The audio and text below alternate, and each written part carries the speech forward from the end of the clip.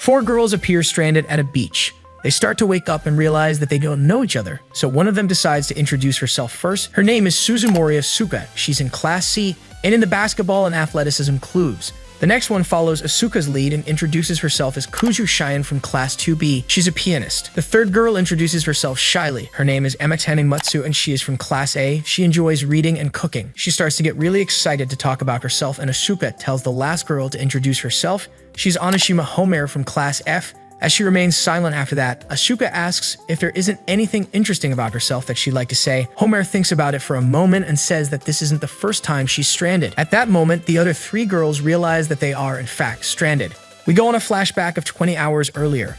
Homer is on the sea passed out, holding onto what it seems to be a piece of plane. She dreams about the military training she had with her father. The rest of the group look at her have that nightmare about eating loose as a part of her training. She wakes up and the girls start to complain about being thirsty. Asuka says that they are surrounded by plenty of water, but Homer explains that they would get dehydrated if they drank it. Suddenly, some fish start to jump on the surface, and ignoring Asuka's advice of not moving much, Homer grabs a pole of the plain piece and starts to fish. Matsu asks if they are gonna eat the fish, but Homer explains that digesting also consumes water of the body, so she takes her shirt off and wraps the fish in it, to then use the pole to grind it, explaining to the girls that once grinded you can it and drink the liquids of its and although she offers to the girls to drink some, they refuse. Homer explains that if there are flying fishes, then there must be land near. Asuka says that she doesn't see any land nearby, but Homer explains that in the water, they can't see more than 5 or 4 kilometers far. Matsu makes the calculation and confirms Homer's information. Cheyenne snaps saying that she's super thirsty and they are more delicate than Homer, so they should find water soon. Once she tells Homer that she's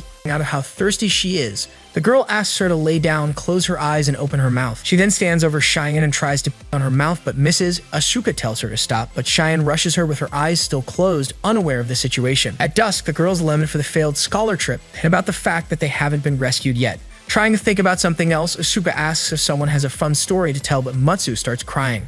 The next morning, Cheyenne wakes Asuka up saying that she sees land, but Homer explains that with the stream they would pass the island. They decide that they'll have to swim to it, but Homer sees a tiger shark not too far away. Anyway, she doesn't tell the girls about it and encourages the swimming idea. As they swim, Asuka notices the shark and they start to swim faster.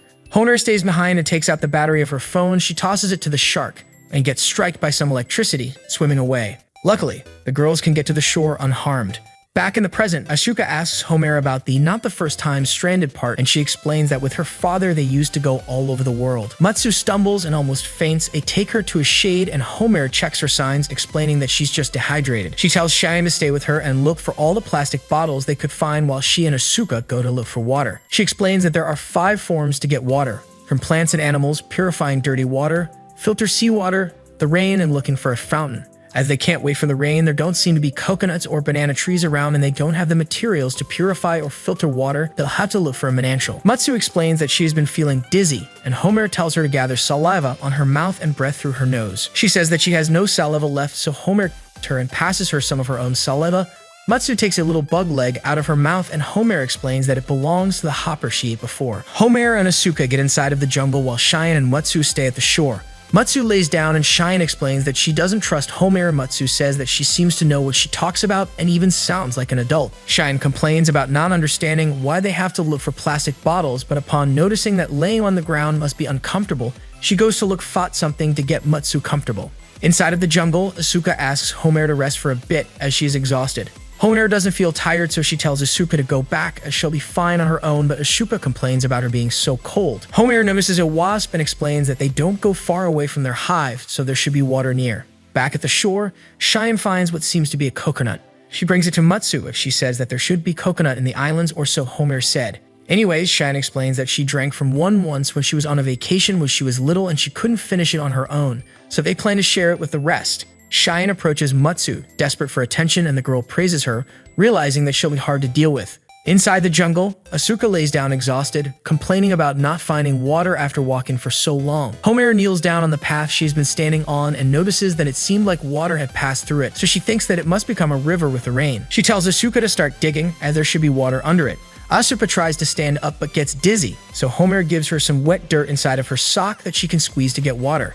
After drinking, Asuka offers it to Homer, but the girl explains that she still has her own sock if she wants to drink, getting the girl a little disgusted to drink from Homer's sock. At the shore, Cheyenne apologizes to Matsu for not being able to give her water as the coconut was rotten. Dramatically laying on the sand, Cheyenne asks for Matsu to drink her as she wants her to survive, making Matsu feel moved and cry. Luckily, it starts raining short after, allowing them to gather some water. Together at the shore again, Homer explains the 3 rules of survival: regulate the temperature or they'll in 3 hours, get water or they'll within 3 days, and get food or they'll within 3 weeks. She decides to first make a place to shelter themselves from the cold, but the girls complain about how hungry they are, so Homer starts hunting. After some time, she comes back with 2 cicadas, a mysterious flask, a sea urchin, and a seaweed. Seeing their slim chances, the girls decide that whomever that wins in rock, paper, scissors will choose first. The first one is Cheyenne, that chooses the sea urchin. The second one is Matsu, who chooses the seaweed. Homer tells Asuka that she can choose whatever she likes because it's the same for her. She ends up choosing the flask, noticing that looks like jam, so she eats it without thinking but ends up pucking, as it was rotten. Homer grabs the cicada and beheads it, explaining that behind the head they have muscles that taste like shrimp. She offers some to Asuka, but the girl isn't able to eat it without crying, so she ends up eating seaweed with Matsu. At dusk, Homer decides that they'll sleep at the beach as they didn't make a shelter. She quickly falls asleep, but the rest of the girls stay awake for a little longer. They hear Homer talk in her sleep, but she again is having the moose nightmare. The next morning, Homer, Matsu, and Cheyenne are making the shelter, but Asuka is laying down complaining about her hunger.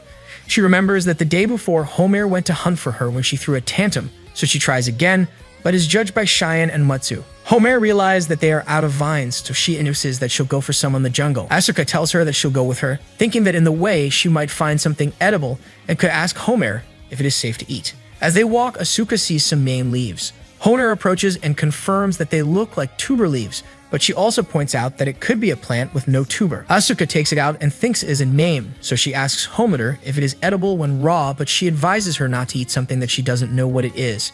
Yet, Asuka tries to convince her that it is a potato, so Homer tells her to make a cutaneous test that consists in cutting the tuber and placing the inside part on the skin. If it doesn't give you an allergic reaction, then it is edible. They rip it in halves, and Asuka jokes about trying on her own, so Homer obeys. Some seconds after, she realizes that her bottom started to feel numb, and Homer sees that the spot turned red.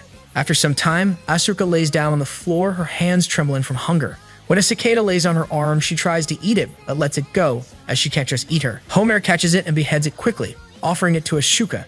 She eats it and confirms that Homer has become the mistress of the island. Later, Cheyenne thinks that if a rescue group comes to look for them, they'll find them being stinky, so she suggests that they take a warm bath. Homer prepared a provisional shower and a clearing of the jungle with a piece of a plastic bag. Cheyenne thinks that they are too exposed, but Homer explains that they need to if she wants the water to warm up with the sun. Even when she feels ashamed to be in front of them, Cheyenne is the first one to take a shower. Sometime later, Homer and Matsu go fishing mollusks between some rocks. As they walk to the place, Matsu starts to think that nothing they learn at school is of any use now, but she's glad they have an island teacher with them to help. Once at the place, Homer gets and enters the water without thinking. Matsu watches her and decides only to take off her as she's too ashamed to be walking on her like Homer. Matsu finds some mollusks and realizes that they are hermit crabs, so she starts letting them go. Homer stops her, saying that she likes to eat them and takes one out of its shell, showing Matsu how to eat them. When they go back to the camp, Homer teaches them how to make a bonfire with some wood, dried herbs, and a plastic bottle to use to canalize the sunlight. She places a rock on top of the fire and they start to cook the mollusks. Asuka and Matsu tried them and their faces light up with joy. After seeing them, Cheyenne eats too. Matsu gets worried that they aren't leaving any for Homer, but the girl shows her the bag full of hermit crabs, saying that she can eat those. Homer teaches the girls how to cook the hermit crabs and eats the excited. The girls look at the food untrusting, but Asuka and Matsu decide to try them. Turns out that they do taste like shrimp or crab. Yet, they are disappointed that they are so small and they can't prepare elaborated meals without a pot. Homer tells them not to worry because soon they'll go to hunt bigger animals. When the girls ask her what she means, she explains that she found butterfly-like footprints in the sand, meaning that there are squirrels close by and their meat is both edible and soft. She suggests that they use traps as they are safer, and you can do other things meanwhile. The girls think that it will be cruel, but still ask Homero what traps they could use. She explains 4 types of primitive traps: the snare trap that the prey, the spear trap that the prey stabbing it, the crushing trap that the prey until it, and the pitfall, a hole on the ground with spears that the prey once it falls on it. The girls seem troubled by their new knowledge of animals, but decide to make the traps. Except for Cheyenne, she refuses to do it. Asuka asks Homer if they really could find anything useful in the trash, and she explains that she wanted to make snare traps, but they would need wire. Asuka lifts an iron sheet and finds a toad that scares her and makes her fall on her back. Homer congratulates her, as toads could contain poison but are edible if you skin them. Asuka tries to capture it, but is really disgusted by the animal. The poor toad approaches dangerously between her legs and she catches it with her skirt. The girls walk inside of the jungle to get some water from the little river they found some days ago, and Homer explains to them that the only edible parts of a frog or a toad are their legs, so they should get rid of the rest. This upsets Asuka, who realizes that they'll have to the road, and she's worried that she should do it herself. When they get to the river, Homer tells the girls to get some water, but she stares at something. When Asuka asks what's wrong, she tells her that there is a lair in front of them. So they go to investigate, and Homer finds some poop. Noticing that it is from a herbivore, she starts to smell it, finding out it's rabbit's poop. They decide to go back to the camp, as now they'll focus on hunting rabbits. When they get to the camp, Matsu tells Cheyenne that they caught a toad, and when she tells Asuka to show it to her, the girl says that it escaped, and that she didn't notice. Honer complains about it, but the rest of the girls seem fine with it. Honer explains to them how to prepare a snare trap, and once it's done, Asuka asks if she can pretend to be the rabbit. Even when Homer told her to be cautious, she got trapped in it. They go to the lair, and Matsu asks Asuka if she let go of the toad on purpose. She accepts it, but explains that now her body needs meat, and she's not gonna be a coward like before. Homer stops them, saying that they shouldn't be loud from that point, as rabbits have a good hearing. She tells the girls that rabbits' lairs have many entrances, and they decide to divide into two groups. Honer gives a trap to Matsu and tells her that the entrances will be at sunny places with a lot of grass, and scares her, saying that she won't survive if she doesn't learn how to hunt. Asuka and Matsu go on their own, and they find one of the entrances, but there is no branch that will do so. Matsu has the idea of using a log instead of a flexible branch. Honer arrives and praises the girls for a job well done, but she's afraid it might not work, so Shupa tries it and gets caught by the trap. As the girls talk about catching the rabbit, something moves behind the bushes. After setting the traps, the girls rest at the camp. Cheyenne comes back from collecting firewood and asks the girls if they found something. Homer explains that in 2 or 3 days they would catch something. Cheyenne complains about eating the same every Homer nervous, who promises that she'll sieve and find some bigger mollusks. Asuka and Homer go to a deeper part of the shore and dive, but they don't seem to find anything. Homer notices that the fishes there are the same as in the Japanese coast, so if they could catch them, they would be fine. For a moment, she thinks they're just getting the same as the days before, but Cheyenne's face crosses her mind and she decides to keep looking. When they come back, Cheyenne is showing that they found a bucket that they could use as a pot. She notices that they found something and runs to hug Homer, who drops the bag, revealing that they brought starfishes, which upsets her. Still, they cook them, and when Homer offers one to Cheyenne, the girl notices that she cut her hand. Asuka whispers to her ear that she hurt herself while trying to catch oysters, as they are sharp as a blade. Cheyenne feels guilty and eats the starfish, telling Homer that it is delicious. At dawn, the girls go to see if the traps catch something. Asuka asks Homer if the rabbits once trapped, but she answers that sometimes they don't, and you have to break their necks. Asuka starts to think if she would be able to do it, and realizes that she might not be awkward with it. When they get there, Homer tells them that they didn't catch anything. She turns to tell the girls that sometimes it could take more time when she sees smoke at the shore from Cheyenne, who stayed at the camp. They run back to the camp and ask Cheyenne what happened. She tells them that she thinks she saw a ship, but soon starts to cry as she thinks it was a hallucination. All of them try to keep it together, but soon break out crying, except for Homer, who feels troubled for not knowing how to react. Then she remembers that her father told her to make a barbecue whenever she was sad. At noon, Homer wakes Shin up and asks her to follow her. Cheyenne starts to internally panic, thinking that the girl is going to scold her for crying. They reach a part of the shore that is usually hidden underwater, but now it's accessible thanks to the low tide. Homer asks for Cheyenne to dig, and the girl panics again, thinking that she'll bury her to assert dominance. When Homer asks what's wrong, she quickly starts to dig, finding a fish. Homer congratulates her and tells her that when they dived, she saw a type of fish that bury themselves to sleep. They both keep digging and find a ton of fishes. When Asuka and Matsu come back from looking for firewood, they find Cheyenne and Homer already making the barbecue. The girls boil some tea branches using some trash they found as cups. When they eat the fish, they get teary-eyed and feel more hopeful. The next day, Asuka and Matsu go to check the traps. As they walk, Asuka explains that she used to have a rabbit pet, so she wouldn't feel bad if they didn't catch any. As Matsu scolds her for being a coward, they see that the trap activated and see some bushes moving, approaching to see their prey. Branch in hand, Matsu approaches to prey. Asuka pulls the rope, revealing a rabbit trapped by one of its legs.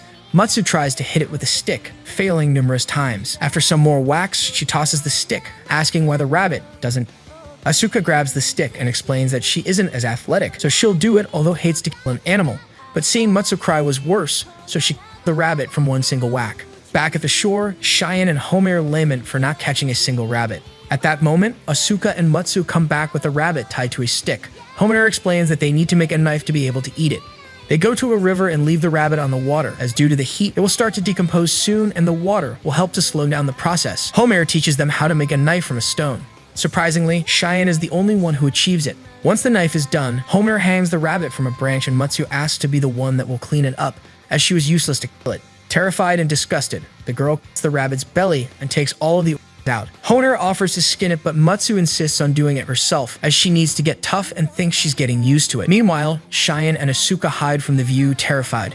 When the meat is ready, the girls start to think about how to cook it, and Cheyenne remembers the time she went to France and she ate steam-cooked rabbit and a soup made with its bones. She suddenly starts to give orders to make a French meal and the girls follow her lead. Homer remembers a technique to steam cook that consists of making a hole, putting hot rocks inside, putting sand on top, covering it with leaves, putting the meat wrapped on ligularia leaves, more leaves and rocks on top, and a bonfire on top of it all. Now they need to wait an hour for it to cook, and Homer makes his son clock to check the time. Matsu puts the pot with water and the bones on the bonfire to make the soup. They'll season it with salt made of seawater. Matsu asks if they have any other ingredient, and Cheyenne explains that the time she tried it contained zucchini. As they don't have any, Cheyenne suggests the ligularia stems. After the time is up, the girls take the meat out and serve the soup, surprised by how tasty it turned out to be. Asuka asks Homer if they can try the meat, but the girl was already eating. When they all try it, they get excited about how good it is, even saying that it tastes like chicken. The food was delicious, and they ate until they were full. They ate everything and couldn't preserve anything, but they were happy. Later that night, the girls rest at the beach looking at the sky, all happy for the food. Asuka takes a little bone she kept from the rabbit and lifts it into the starry sky, thanking for the rabbit's sacrifice and saying goodbye. Some time has already gone by, and thinking that they aren't going to be rescued soon, Homer wants to explore the island, already thinking about spending autumn and winter there. She asks for a mate to explore, and both Matsu and Asuka volunteer, but Homer only needs one, as there should be 2 persons at the camp. Asuka asks for Homer to decide who's more trustworthy, if her or Matsu. Meanwhile, Cheyenne is sure that she's not going to be chosen, as she's useless. Seeing that the girls don't stop arguing, Cheyenne offers herself too, putting Homer on the place to choose. In the end, she chose Matsu, so they started the investigation. As they walk, they find a beach crown, an edible plant. Matsu asks if it is a Japanese plant, but Homer explains that they grow all over the world, so it doesn't give a clue of where they are. Matsu tells her that she thought they were close to Japan, but the sea kept washing off things written both in Japanese and English, so she wasn't so sure anymore. Homer says that if they were close to Japan, they could swim back home. Although Matsu laughs, she isn't sure if Homer is joking or not. They keep walking until dusk. As they jumped across from rock to rock, Matsu sees a dock made of rock. They approach, and Homer tells her that it hasn't been used in a long time, that there should be traces of civilization nearby, but as it is late, they make a bonfire to spend the night. As they eat, Matsu asks Homer why she chose her, and she explains that she has a personality that adapts easier, so she was the better choice for survival. Although she doesn't think of herself that way, Matsu chooses to believe what she says. She tells Homer that she's worried about the others, and they start thinking about the worst-case scenario, where Cheyenne eats poisonous mushrooms and Asuka sets the camp on fire. Now, Homer is really worried about it being nighttime and the girls being alone. When Matsu points it out, she tries to act like she wasn't worried. Suddenly, they hear people talk and a figure hiding behind a rock. They pay close attention, and they find Asuka and Cheyenne in there. They try to play it cool, but it is useless as Asuka comes crying. Without any choice, Homer lets them stay, but is kind of upset when they tell her they didn't bring any food. After eating, Homer ties some branches of a tree to make a roof, and Matsu ties a fishing net they just found to the trees to make a bed.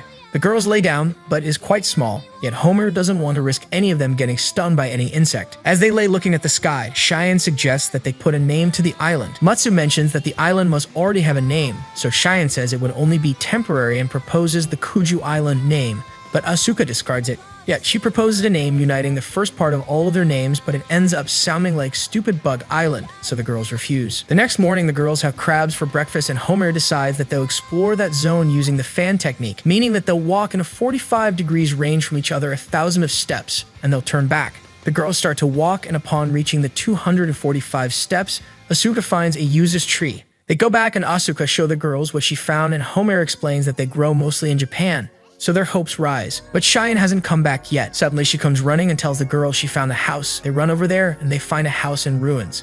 Homer gets under the debris and finds some rusty pruner. The girls don't understand why she's so happy, but Homer explains that they could use the blades as a knife, getting excited to talk about knives. They go back to the yuzu's tree, and they pick some. Homer decides to hike up the highest hill of the island to see its shape and if there is land near. When they get there, they get disappointed that there's no land at sight, but Homer realizes that there's smoke in the distance. Homer screams, waiting for an answer that doesn't arrive. Yet, they go down to look for other survivors. When they get to the point, they don't find anyone, but Cheyenne notices a part of water with steam coming out of it.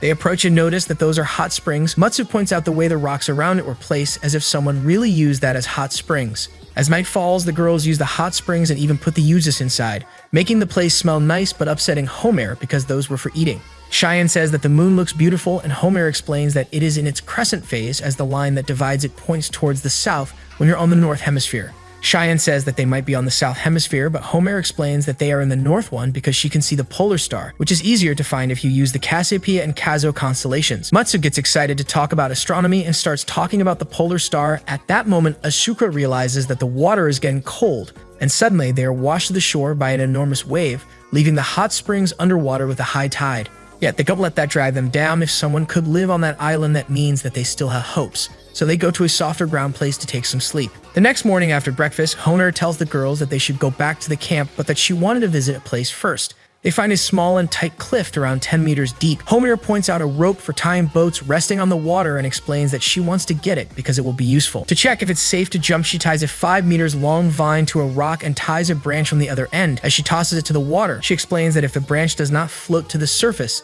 then it's safe to jump. When she notices that the branch doesn't float, she simply jumps down and grabs the rope, scaring the girls in the process. She wraps it around her body and remembers her father's tip to climb tight cliffs like that one. She should press her back to one of the walls and place her feet on the other one, impulsing herself until she's all the way up.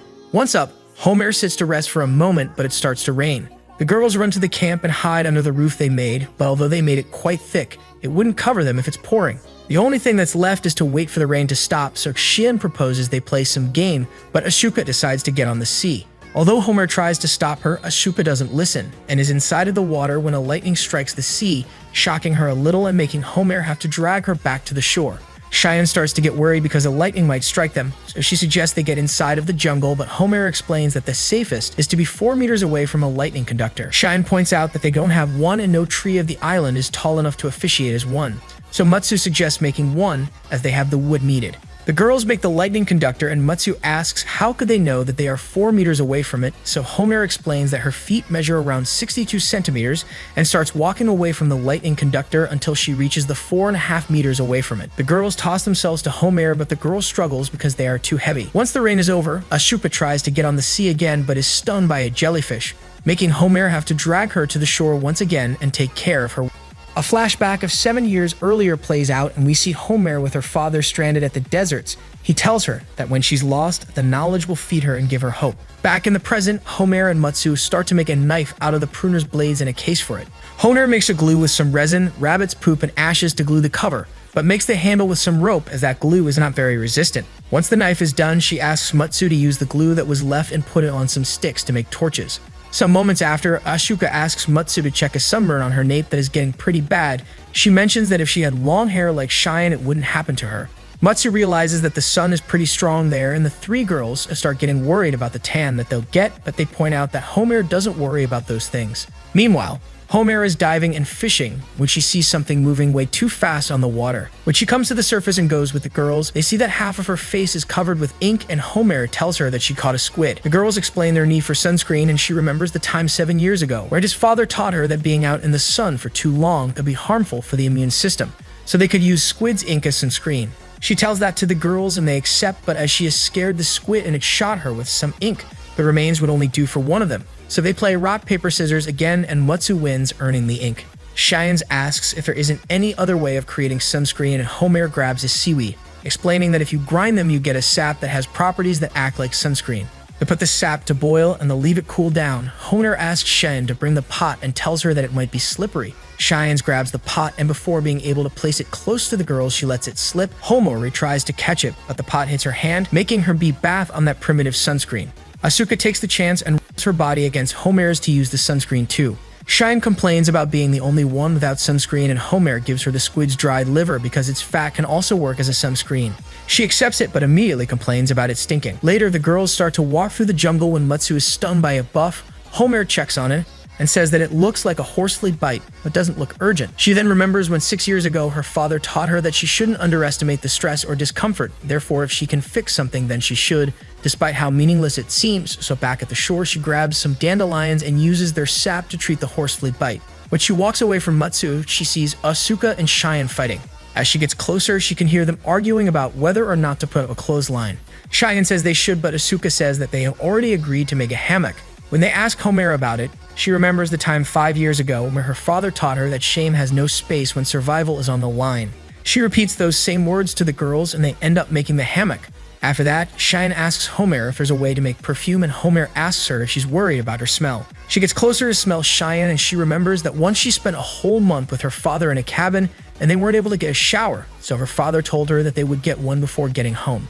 When the little Homer explains that they don't smell bad, her father explains that the nose can get used to the most horrid smells and not notice them. So Homer tells Cheyenne that she shouldn't worry, as they are all stinky. Asuka points out that she knows a lot about survival, and Homer explains that it is all thanks to her father. The girls say that they should thank him, and Homer is praising him when she almost calls him Papa, making the girls realize that she's a daddy's girl. Some days later, Homer takes the girls to show them that the sea washed a ton of bamboo canes to the shore, as they are going to be really useful. Homer explains to the girls how to take them back to the camp. They tie them together and use them as boats. 2 girls would ride a boat, each with a stick to use as a paddle, and the other 2 will drag the boats, with vines tied to them, walking on the shore. Once they get the canes to the camp, they use them to improve the shelter, even adding a gutter. They use the leftovers to make tools, but Cheyenne refuses to help, asking if the shore didn't wash sweets over too. At that moment, a bee lands on her face, making the girl scream and run to her friends. Matsu comments that they are starting to be more and more common, so Homer explains that there might be a hive nearby and suggests looking for it. The girls get in the jungle and find a fallen tree. Homer puts her ear against it and hears the buzzing coming from the inside. The rest of the girls want to get rid of it, but Homer decides to take honey out of it, telling Cheyenne that they're the sweets she so wanted. Homer remembers her father explaining that the sting from a bee or wasp could cause an anaphylactic shock, so she tells the girls to try and avoid getting stung. She tells the girl the plan that they'll follow. Homer would make a torch with some herbs to make smoke and will place it inside the fallen log. Once the smoke makes the bees leave, she'll get inside and will cut some pieces of the hive. It will be sitting on a line and will pass the pieces to each other, as they are pretty heavy. The girls proceed with the plan, and once the bees are out of the hive, Homer tells the girls to lay on the floor and stay still, as bees are calm unless you piss them off, and right now they are furious. Once the bees are calmer, Homer gets inside of the log and cuts a piece, but the girls are way too scared to even get close. Homer stays still with a hive piece in her hand, waiting for someone to pick it up. When Shins realizes that she's being stinged, so she runs up to her and picks up the hive piece, still trembling with fear. At dusk, the girls are back at the camp. They put the hive pieces on the roof to let the honey fall in the gutter. That way they can easily collect it. Cheyenne approaches Homer and asks about the stings. Homer tells her that the honey will help with that, and Cheyenne quickly gets some to treat her. When Shin tries to apologize for being selfish, Homer doesn't let her speak and puts some honey inside her mouth, showing that she isn't upset. As the girls celebrate having honey, Cheyenne promises to herself that she'll become stronger. The next day, Asuka and Homer are fishing when Homer is able to grab a sole. After Asuka also catches one, they go back to the camp and they show them to the girls. At that moment, Cheyenne asks Homer to take her fishing the next time. Asuka feels surprised, but Homer drifts away from the conversation a little when she sees a group of bats fly away from the island. When Cheyenne calls her, she promises that she'll take her fishing. Early the next morning, Asuka and Matsu go to check on the traps and bring firewood while Cheyenne and Homer fish. Homer made a little raft for Cheyenne because she can't swim. She gets her in the water and gives her a spear and a bottle to use as a lens to see underwater. Homer dives for a long time, and after a while, she's finally able to catch a black spot sea bream. She goes to the surface and wonders about how Cheyenne is doing. As she walks to the shore, she sees a plastic bottle being strongly dragged back to the ocean. Thinking that there might be counter currents underwater, she runs to some rocks and climbs up. Once on top of the rock, her fears come true. Cheyenne is nowhere to be found. Asuka and Matsu are walking back to the camp carrying firewood and talking about how, back at home, they should already be on summer break when they hear Homer yelling Cheyenne's name. They run back to the shore where they find Homer getting dressed. She tells them what happened and Asuka snaps, blaming her. Homer apologizes and asks for their help to make another raft as she'll be able to find her. When they are doing so, Homer remembers her father telling her that in a survival situation, her life is the priority, despite who she is with, but she can't follow that rule of his.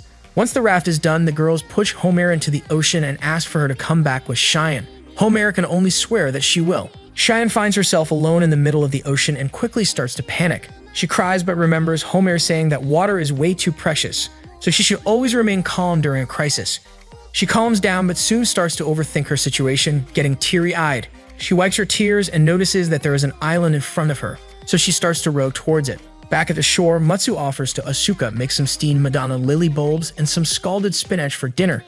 Asuka agrees but says that her soul would be the main dish. The both of them agree to make a delicious meal for when the girls come back, trying to stay cheerful. Matsu says that Cheyenne would probably complain about wanting French food, and Asuka agrees, saying that they can't keep spoiling her. Matsu asks to herself if the both girls will come back teary-eyed. Asuka, who heard her, tries to make her feel better, saying that they are talking about Homer, of course, that they'll be back, but when she turns around, she's also almost crying. Cheyenne arrives at the island and notices that it's mostly a gigantic rock with no vegetation. She starts to look for water and notices that the stone is pretty slippery. She finds a cave, but when she tries to get inside, she steps on something sticky with a rotten smell, so she decides to keep looking somewhere else. After looking for a long time, Cheyenne gives up and sits in the shadow of a rock. Homer is in the middle of the ocean looking for Cheyenne, making the calculations that she should have already found her, so she worries that she might have left her behind. She feels trapped and without any strategy. At that moment, she remembers one time that her father taught her how to measure a tree without climbing it, explaining to her that no matter how difficult the situation is, there is always a way of solving it. She just has to look at every single angle of the problem. She remembers that with her height, her eyesight goes 4 or 5 kilometers, so what she needs to do is be higher. She grabs her paddle and uses it as a javelin to launch herself on the air. Once there, she spins and is able to see the stone island. Back in the stone island, Cheyenne has started to hallucinate with the school and her friends attending classes with her. She comes back to reality and feels like her body is about to collapse. She says that she can't keep going, but Homer's voice says she can.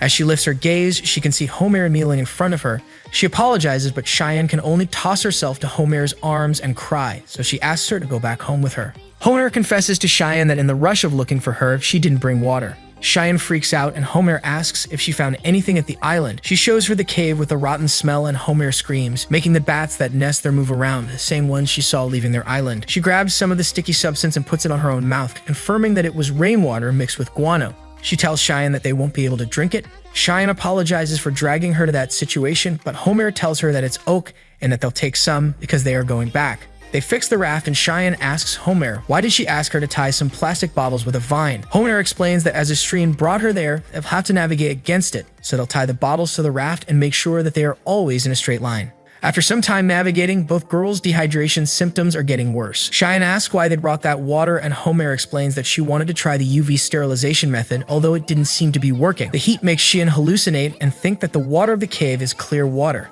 Luckily, Homer stops her before she drinks any and asks if she knows what will happen to them as they drank it. Cheyenne denies and Homer explains that they'd start puking and have diarrhea in half an hour, losing more water that they'd gain. Yet she agrees about getting hydrated, so she explains that the colon can absorb water, therefore they can drink the water through their... She makes Cheyenne lay on her back and explains that she'll be kind because she'll use her tongue. She puts some of the water on her mouth and Cheyenne whines.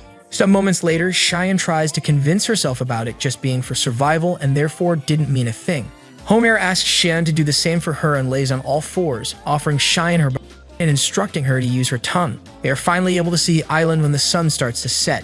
Not much after, Asuka and Matsu are able to see the girls. When they are close enough, Cheyenne jumps to the water and runs to hug her friends, crying. Meanwhile, Homer rows the raft ashore and mentally apologizes to her father for no following what he taught her. They have the dinner that Matsu and Cheyenne prepare and Cheyenne praises the food. In the middle of the dinner, Asuka remembers that Homer didn't take water when she left and asks how they managed the heat. Cheyenne covers Homer's mouth before she can explain and says it was pure willpower. They go to sleep asking Homer excited about what they will do tomorrow, but she quickly falls asleep. The next day, Homer takes the girls to hunt a wild boar and asks them to get their hands dirty with the boar's poop as it wouldn't get near a trap if it smells like a human. The girls try to refuse, but Homer insists they place a trap with bait and Cheyenne asks how does it activate. Matsu asks Asuka to make a demonstration. She accepts but changes her mind saying that Cheyenne should do it because she didn't get her hands dirty with poop. Cheyenne refuses but quickly accepts after Asuka puts her dirty hand on her shoulder. The girls sit looking at her and tell her to step near the bait, making her get trapped and showing the girls that her have her name. Meanwhile in the ocean, Homer's dad is on a ship looking for his daughter.